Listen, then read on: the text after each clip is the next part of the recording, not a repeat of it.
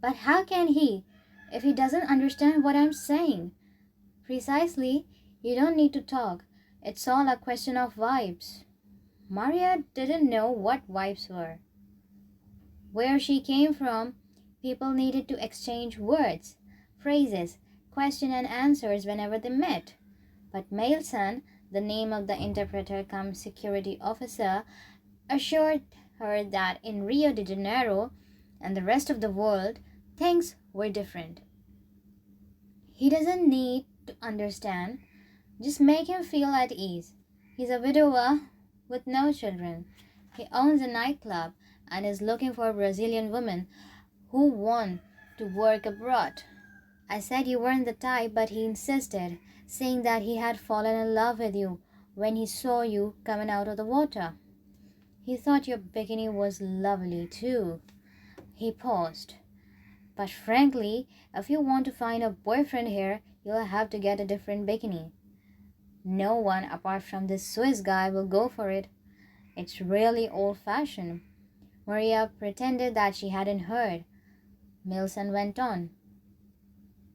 I don't think he's interested in just having a bit of a fling. He reckons you have got what it takes to become the main attraction at his club. Of course, he hasn't seen you sing or dance, but you could learn all that, whereas beauty is something you're born with. These Europeans are all the same. They come over here and imagine that all Brazilian women are really sensual and know how to samba. If he's serious, I'd advise you to get a signed contract and have the signature verified at the Swiss consulate before leaving the country. I'll be on the beach tomorrow, opposite the hotel, if you want to talk to me about anything. The Swiss man, all smiles, took her arm and indicated the taxi awaiting them. If he has other intentions, and you have too, then the normal price is $300 a night. Don't accept any less. Before she could say anything, she was on her way to the restaurant with the man rehearsing the words he wanted to say. The conversation was very simple. Work? Dollars? Brazilian star? Maria, meanwhile, was still thinking about what the interpreter cum security officer had said. $300 a night. That was a fortune. She didn't need to suffer for love. She could play this man along just as she had her boss at the shop, get married, have children, and give her parents a comfortable life. What did she have to lose? He was old and he might die before too long, and then she would be rich. These Swiss men obviously had too much money and not enough women back home. They said little over the meal, just the usual exchange of smiles, and Maria gradually began to understand what Milson had meant by vibes. The man showed her an album containing writing in a language that she did not know, photos of women in bikinis, doubtless better and more daring than the one she had worn that afternoon, newspaper cuttings, garish leaflets in which the only word she recognized was Brazil. Wrongly spelled, hadn't they taught him at school that it was written with an S? She drank a lot, afraid that the man would proposition her. After all, even though she had never done this in her life before, no one could turn their nose up at $300, and things always seem simpler with a bit of alcohol inside you, especially if you're among strangers. But the man behaved like a perfect gentleman, even holding her chair for her when she sat down and got up. In the end, she said that she was tired and arranged to meet him on the beach the following day, pointing to her watch, showing him the time, making the movement of the waves with her hands and saying, Amanhã, tomorrow, very slowly. He seemed pleased and looked at his own watch, possibly Swiss, and agreed on the time. She did not go to sleep right away. She dreamed that it was all a dream. Then she woke up and saw that it wasn't. There was the dress draped over the chair in her modest room, the beautiful shoes, and that rendezvous on the beach. From Maria's diary on the day that she met the Swiss man. Everything tells me that I'm about to make a wrong decision, but making mistakes is just part of life. What does the world want of me? Does it want me to take no risk? To go back where I came from because I didn't have the courage to say yes to life? I made my first mistake when I was 11 years old, when that boy asked me if I could lend him a pencil. Since then, I've realized that sometimes you get no second chance and that it's best to accept the gifts the world offers you. Of course, it's risky, but is the risk any greater than the chance of the bus that took 49 hours to bring me here having an accident? If I must be faithful to someone or something, then I have, first of all, to be faithful to myself. If I'm looking for true love, I first have to get the mediocre loves out of my system. The little experience of life I've had has taught me that no one owns anything, that everything is an illusion, and that applies to material as well as the spiritual things. Anyone who has lost something they thought was theirs forever, as has happened often enough to me already, finally comes to realize that nothing really belongs to them. And if nothing belongs to me, then there is no point wasting my time looking after things that aren't mine. It's best to live as if today were the last day of my life.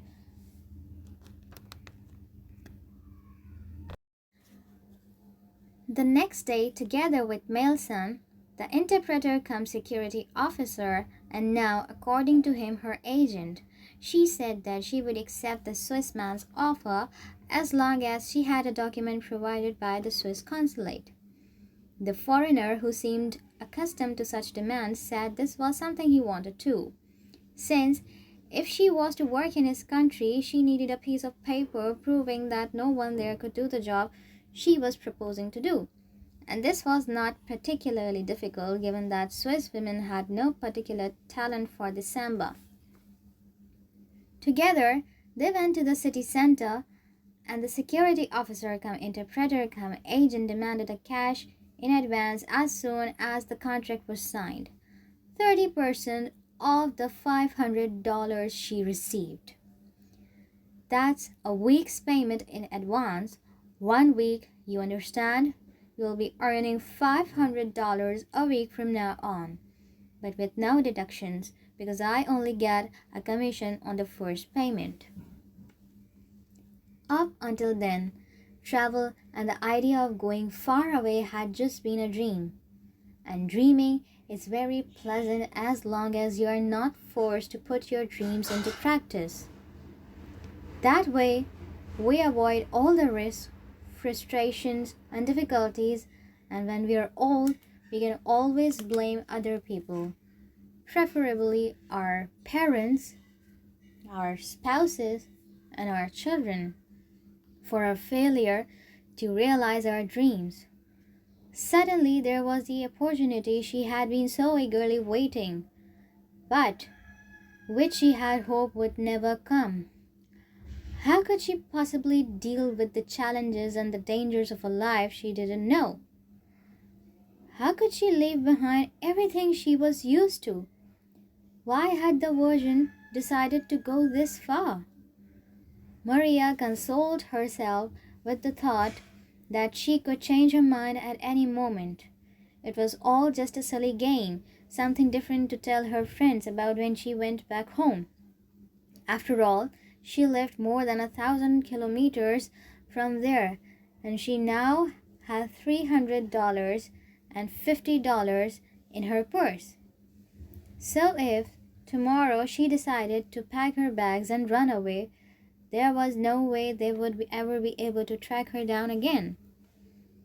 In the afternoon, following their visit to the consulate, she decided to go for a walk on her own by the sea, where she looked at the children, the volleyball players, the beggars, the drunks, the sellers of traditional Brazilian artifacts, made in China obviously, the people jogging and exercising as a way of fending off old age, the foreign tourists, the mothers with their children, and the pensioners playing cards at the fat end of the promenade. She had come to Rio de Janeiro. She had been to a five-star restaurant and to a consulate. She had met a foreigner. She had an agent. She had been given a present of a dress and a pair of shoes that no one, absolutely no one, back at her home could ever have afforded. And now what? She looked out to sea. Her geography lessons told her that if she set off in a straight line, she would reach Africa, with its lions and jungles full of gorillas. However, if she headed in a slightly more northerly direction, she would end up in the enchanted kingdom known as Europe, with its Eiffel Tower, Euro Disney, and Leaning Tower of Pisa. What did she have to lose? Like every Brazilian girl, she had learned to samba even before she could say mama. She could always come back if she didn't like it, and she had already learned that opportunities are made to be seized. She had spent a lot of her life saying no to things to which she would have liked to say yes, determined to try only those experiences she could control. Certain affairs she had had with men. For example, now she was facing the unknown, as unknown as the sea had once been to the navigators who crossed it. Or so she had been told in history classes. She could always say no, but would she then spend the rest of her life brooding over it, as she still did over the memory of the little boy who had once asked to borrow a pencil and had then disappeared? Her first love? She could always say no, but why not try saying yes this time? For one very simple reason, she was a girl from the backlands of Brazil with no experience of life apart from a good school, a vast knowledge of TV soaps, and the certainty that she was beautiful. That wasn't enough with which to face the world. She saw a group of people laughing and looking at the sea, afraid to go in. 2 days ago, she had felt the same thing. But now, she was no longer afraid. She went into the water whenever she wanted, as if she had been born here. Wouldn't it be the same in Europe? She made a silent prayer and again asked the Virgin Mary's advice, and seconds later, she seemed perfectly at ease with her decision to go ahead, because she felt protected. She could always come back, but she would not necessarily get another chance of a trip like this. It was worth taking the risk, as long as the dream survived the 48 hours journey back home in a bus with no air conditioning, and as long as the Swissman didn't change his mind. She was in such good spirits that when he invited her out to supper again, she wanted to appear alluring and took his hand in hers, but he immediately pulled away, and Maria realized, with a mixture of fear and relief, that he was serious about what he said. "Samba star," said the man. "Lovely Brazilian samba star." travel next week. This was all well and good, but travel next week was out of the question. Maria explained that she couldn't take a decision without first consulting her family. The Swiss man was furious and showed her a copy of the signed contract, and for the first time she felt afraid. "Contract," he said. Even though she was determined to go home, she decided to consult her agent Mailson first. After all, he was being paid to advise her. Mailson, however, seemed more concerned with seducing a German tourist who had just arrived at the hotel and who was sunbathing topless on the beach, convinced that Brazil was the most liberal country in the world. Having failed to notice that she was the only woman on the beach with her breasts exposed and that everyone was eyeing her rather uneasily. It was very hard to get him to pay attention to what she was saying. "But what if I change my mind?" insisted Maria. "I don't know what's in the contract, but I suppose he might have you arrested." "He'd never be able to find me." "Exactly. So why worry?" The Swiss man, on the other hand, having spent $500 as well as paying out for a pair of shoes, a dress, 2 suppers, and various fees for the paperwork at the consulate, was beginning to get worried. And so, since Maria kept insisting on the need to talk to her family, he decided to buy 2 plane tickets and go with her to the place where she had been born, as long as it could all be resolved in 48 hours and they could still travel to Europe the following week as agreed. With a smile here and a smile there, she was beginning to understand that this was all in the documents she had signed, and that, when it came to seductions, feelings, contracts, one should never play around.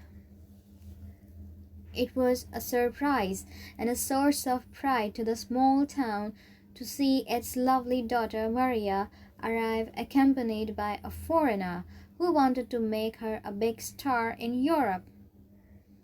The whole neighborhood knew, and her old school friends asked, "How did it happen?" "I was just lucky." They wanted to know if such things were always happening in Rio de Janeiro, because they had seen similar scenarios in TV soaps. Maria would not be pinned down, wanting to place a high value on her personal experience and thus convincing her friends that she was someone special. She and the man went to her house, where he handed round leaflets with Brazil spelled with a Z and the contract, while Maria explained that she had an agent now and intended following a career as an actress. Her mother, seeing the diminutive bikinis worn by the girls in the photos that the foreigner was showing her, immediately gave them back and preferred to ask no questions. All that mattered was that her daughter should be happy and rich, or unhappy, but at least rich. "What's his name?" "Roger." "Rogerio. I had a cousin called Rogerio." The man smiled and clapped, and they all realized that he hadn't understood a word. Maria's father said, "He's about the same age as me." Her mother told him not to interfere with their daughter's happiness, since all seamstresses talk a great deal to their customers and acquire a great deal of knowledge about marriage and love. Her advice to Maria was this: "My dear, it's better to be unhappy with a rich man than happy with a poor man. And over there you'll have far more chance of becoming an unhappy rich woman. Besides, if it doesn't work out, You can just get on the bus and come home. Maria might be a girl from the backlands, but she was more intelligent than her mother or her future husband imagined, and she said, simply to be provocative, "Mama, there isn't a bus from Europe to Brazil. Besides, I want a career as a performer. I'm not looking for marriage." Her mother gave her a look of near despair. "If you can't go there, you can always come back. Being a performer and actress is fine for a young woman, but it only lasts as long as your looks, and they start to fade when you're about 30. So make the most of things now. Find someone who's honest and loving and marry him. Love isn't that important. I didn't love your father at first, but money buys everything, even true love. And look at yourself.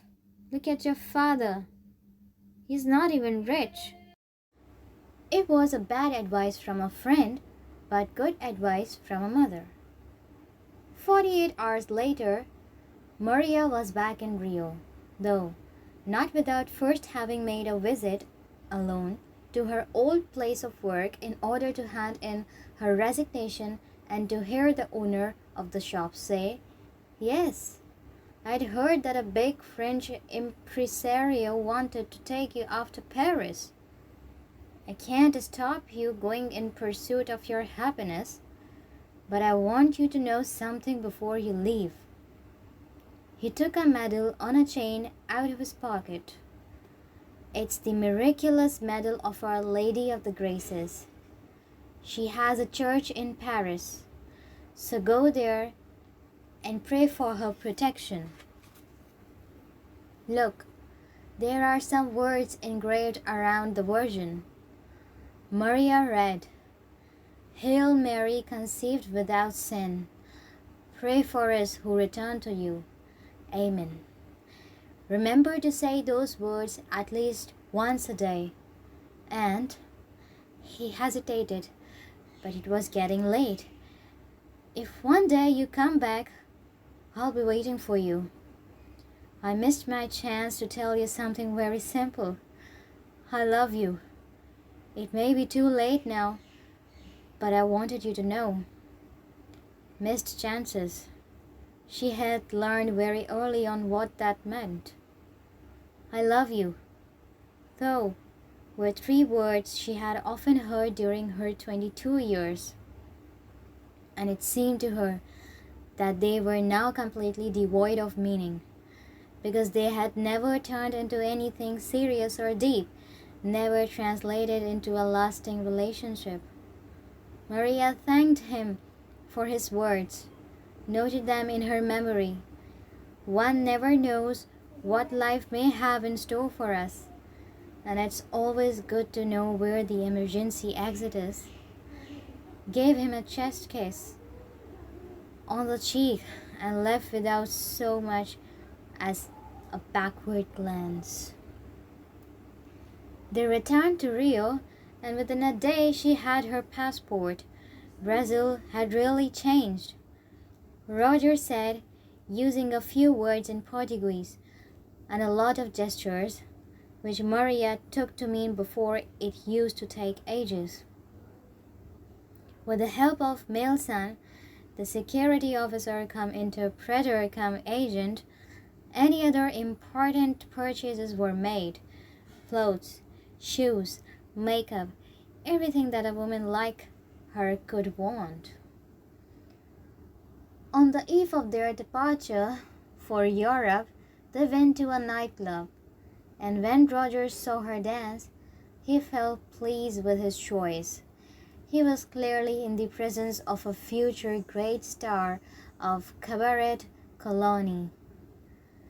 This lovely dark girl, with her pale eyes and hair as black as the wing of the grana, the Brazilian bird often evoked by local authors to describe black hair.